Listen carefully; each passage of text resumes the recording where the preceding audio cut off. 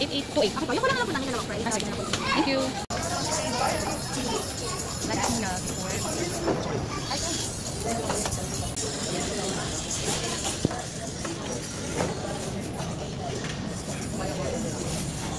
see.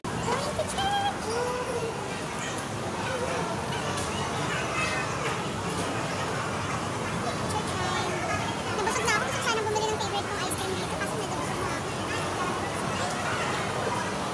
Lapit na kami sa church. So kanina galing lang kami ng bahay. Now, finally, it's been a while. Last church natin dito, January or February. Tada! This is Victory. Victory Nova. We always go here. Ayun yung, ay, word ako. Lapit na. Ha? Ayun na, para may stay sa taas.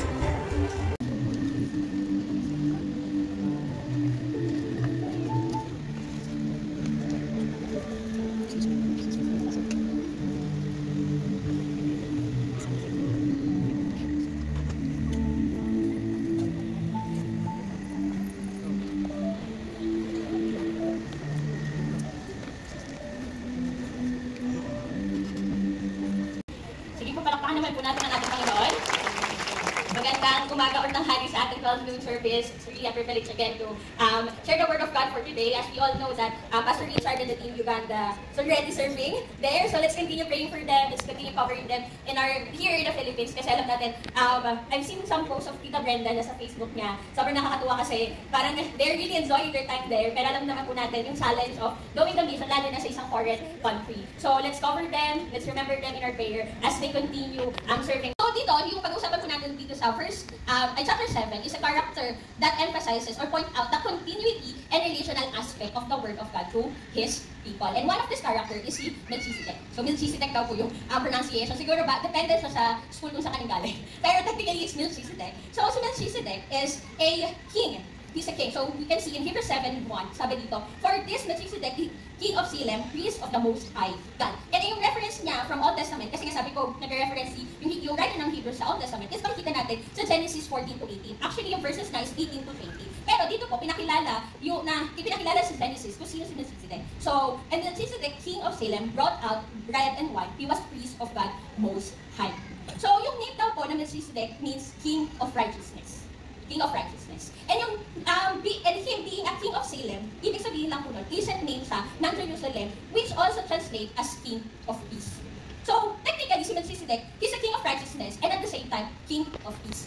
But this conveys conflict. Bakit siya nagiging conflict? Because being a king during this time, it's a civic duty. Parang ibig sabihin, kapag king ka, nag-oversee ka ng people. Nag-oversee ka ng people, you are giving laws, you are practicing upon the authority that you have. But at the same time, Melchizedek is not just a king, he's also a priest. And a priest is a religious position. And yet, he is an exception. Alam po natin dito sa Philippines or other countries as well, lagi po natin sinasabi yung separation ng state and ng religion. Ganun din po yung sinasabi dito as Melchizedek being a king and priest. Mostly, ang isang tao during their time, nung mga Israelites, it's just a king ka lang. Dapat nasa authority ka lang. Tapos yung iba, lalo na as we will see where priest came from, is just a priest. And yung pagiging priest nila dito is a special calling for them. Hindi siya na-appoint just because natin. Pero try mo lang kasi makamakita mo si Jesus ka.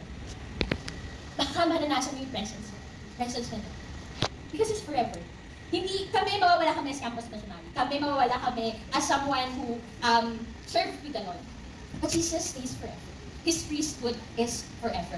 And I have this tables, and makikita po natin yung pinagkaiba ng Old Covenant and New Covenant. So sabi dito, yung Old Covenant daw is priest holds a set of laws as legal requirement. Nakita po natin yung sa verse 10 niya. But Jesus, as New Covenant, Jesus lives forever.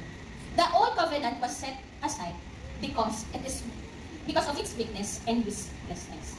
But I would want to have a caveat lang po dito. Na yung law po, hindi natin siya dinidismiss. Because yung law, what I mean is yung law, yung promise po ni God, the promise ni Jesus, He fulfills the law. So hindi po natin i-dismiss yung law dito. But there's a need. There's a need. Kaya nagkaroon ng bagong law. Kasi kung wala naman pong need, we know that God is constant. So hindi ka na kailanganin baguhin yung law, pero may need. And that shift of the covenant is necessary for our victory. The valuable function of the law was essential and part of the fulfillment of Jesus as a priest. A high priest, the vitality of Him living forever. Which drew us closer to our hope of a relationship that brought by grace, not our own doings. Alam po natin yung mga and regulations. Sino po dito nagdadrive? Yan, ako. Wala. Nagdadrive po ako. So, bago ako kumuha ng lisensya, syempre dapat nag-exam po tayo, di ba? Hindi po tayo nag-fixer, wala po tayo gano'n. Sila po tayo na siya dito. So, nagkumuha tayo na from student license, nag-written exam tayo, after nun yung practical exam, and then we got our license. Lahat po, di ba? Ganyan ang ginawa. And during that time, kapag nag-drive po, usually may mga pinag-aaralan po tayo, lalo na dun sa written exam. Ngayon nga po, parang computer na. So, yung mga rules and regulations na yun, nandun po siya for our safety. Na kapag nag-turn, pag yung yellow, hindi siya ibig sabihin, magmamabilis. Yan time.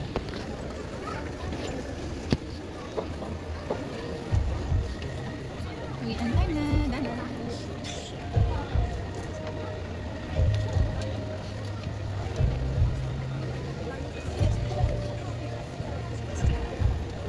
Wait and time. Thank you, Lord, for your words. For our reminders. That we can run anytime. We don't need to wait for a year, for a month, for Christmas, any occasions, but anytime we can go back. So next destination is Ami. And after that, Usihan.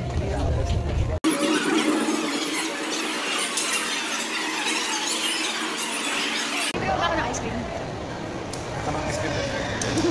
Paano naging masama yung ice cream? Ha? Bakit? At paano? Nakasira na ngiti mo. Talaga ba? Minsan na nga lang akong pangain na yung favorite kong ice cream, avocado ice cream. Please! Nakamayo. Bumalik kami, napagod ako. Kasi nalaglag yung plane ticket namin dun sa church. Late ko nang napansin. Nung bumili ako ng favorite kong ice cream. Ay! Napagod akong tumakbo. Kaya lang kukuha namin. If ever, 300 at ang bayad pa. Nawala mo yung plane ticket.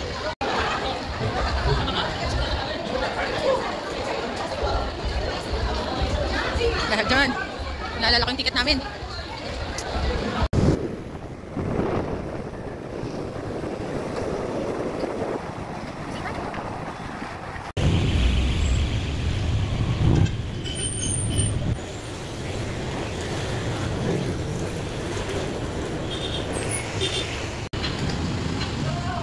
Siguro yung pinakalas chance niya na makaruduhan si Nako. Kasi ito na rin yung time na isasabi ko siya. Pinakaayaw na ako.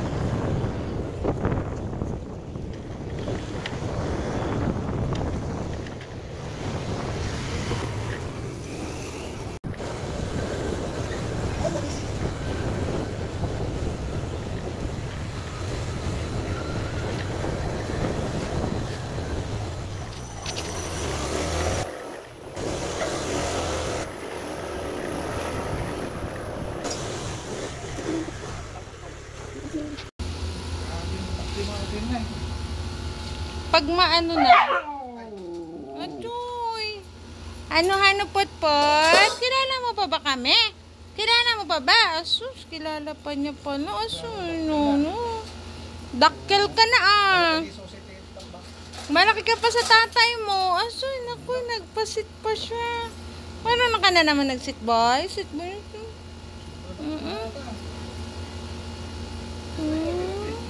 Walang sinabi si Pupara. Ang pogi naman ng hano-hano namin na yan.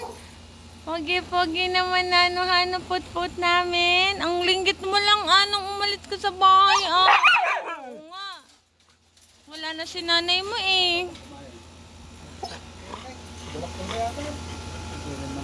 Pwede ba natin ito pakawalan? Sarado na lang natin yung pinto.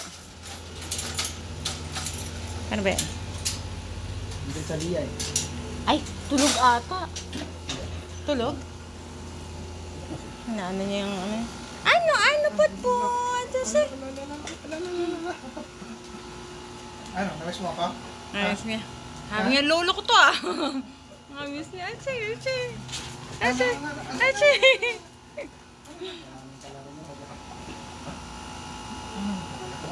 Kakilaka mo. Kakilaka mo na. Namiss ka niya. Kilala ka niya. Kakilaka mo na. Oh.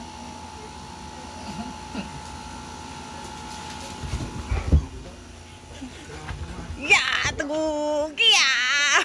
Tugug! Ano? Yeah! Tugug! Ganyan ito. Nanay niya, yeah! Tugug! Ang laki yeah! Tugug! Ang saya-saya niya! Ganyan ito. Ayan. Oh, big boy ah. May pasok ba si Elia sa work? Aliko. Tulog si Elia? Ang laki nga damo. Huwag mo akong anuhan. Wag. Ayan na. Aray ko. Ang laki nga. Mas malaki pa siya kaysa kay Cooper. Mas malaki siya kaysa kay Cooper eh, no? Mas malaki siya kaysa, mas damulag ka kaysa sa tatay mo. Ilang months ka pa lang, ha? Miss na kita. Ang linggit mo lang eh. Ang linggit lang ng ano ko dati eh. Baka hindi si marunong, madira na pagkukunaan. Huwag mong kabis. Schedule na. Ang laki-laki naman ng ano namin. Pogi ka? O siya, pogi. Pogi ang ano namin. Lipatan, tama din tayo. Pogi ako nanay, pogi. Love ka ng nanay mo na. Ang laki niya. Ay, ano? Ang ganda ng mata niya. Hindi masyado ano kasi against the light kasi. Nawawaan siya. Oo, wag Yung cellphone sana. Asa ba cellphone mo? Sa bulsa. Ano siya ng video niya, ano? Oo, ano pa naman nakakahawa ang parasite. Kaya dapat yung bakuna niya updated. Eh, saan siya makakulong eh. Ang laki niya. Pa yan, ha? Correct, lalaki pa yan. Walang sinabi si Cooper.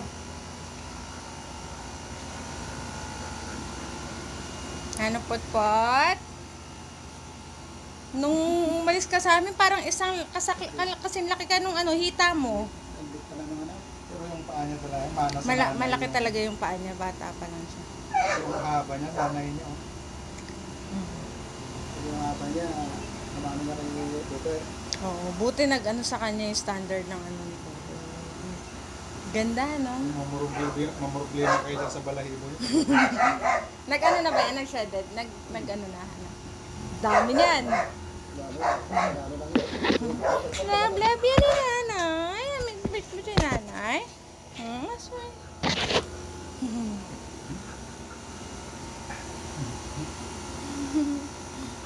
Halika na, uwi ka na ulit namin. Parang wala nang ligtas pa. Uwi ka namin?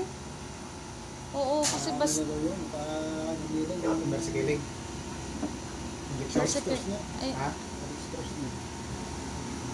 Kasi pag bloody na, yun medyo delikado na. Kaya dapat... Blood parasite yan. Basta kuya, pag medyo may nagbago sa kanila ng 3 months, nangyayari, next guard. pag nang hina or nang ano, obserbahan nyo na agad. Huwag nyo nang hayaan na magdugo or something. Si Hana kasi, ano eh, nangiinis lang ako dun pag naalala ko. Napabayaan namin. Shhh! Hoy! Huwag mo inumin yan! Tara na, para may pagod na rin naman. Hano, babay na Hano. Pasok ka na sa kulungan mo. Naku, kailangan na nang i-upgrade yung kulungan niya. Kasi yung kulungan niya parang swak na lang sa kanya, hindi na siya nakakagalaw. Ano? Hano ka? Pasok ka na. Pasok! Pasok! Bye-bye! Malakas kumain yan. Tsaka uminom. Pinasukat ka di ko na. Pagawa na kinalbot ko pusa. Tapos adi gulong na di sa ano, kalbo. Ito ang pasok mo. Pero kumapay aja ko. Kailangan mo ito. Hindi likot na puskol pa.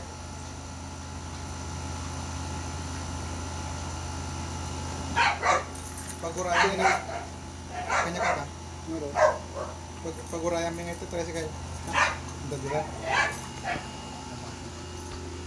Tara, para Bye ulit. Until next time. Hindi ko alam kung kailan. Pero see you ulit next time. Thank you na hindi mo kami nakalimutan ha. Bye-bye. Good boy, Hano. Good boy. Good boy, Hano. Good boy. Bye-bye.